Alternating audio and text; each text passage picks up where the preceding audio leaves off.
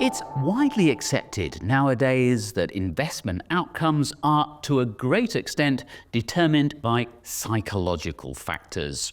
To put it another way, how we behave as investors is crucially important. Dr. Daniel Crosby, a psychologist specializing in investing, says there are three important rules to remember. The first is to focus only on things within your control. When people learn that I work in finance, I reliably get a couple of questions. I get questions that are almost universally about predicting the future, and I get questions that are almost always out of people's power to control. So I'll get questions like, what will the president do or the prime minister do? What will happen with the spread of the virus? What will happen with this war? What will the Fed do? With interest rates, the things that matter to you crossing your financial finish line are things like remaining long term in your outlook, being patient, being well behaved, maximizing your own human capital and maximizing that engine of your wealth. So people really need to take that power back to own this fact that we control the most important variables in our financial lives and leave the worrying about the unknowables to other folks.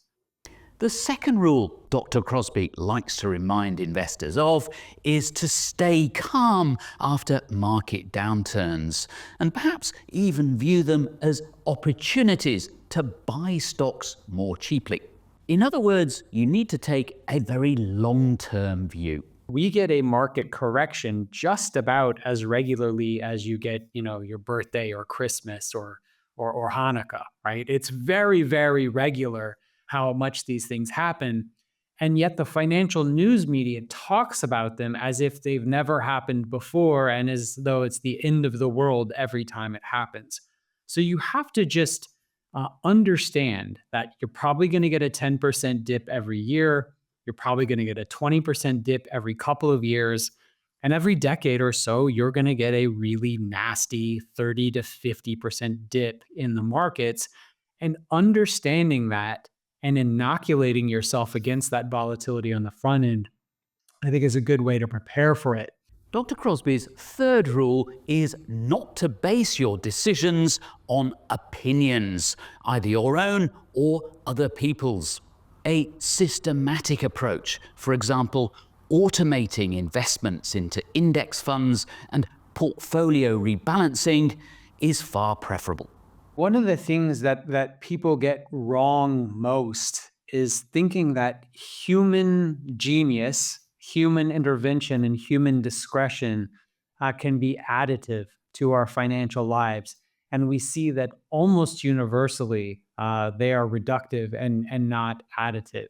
We want to believe in our own greatness and that our own effort can add value.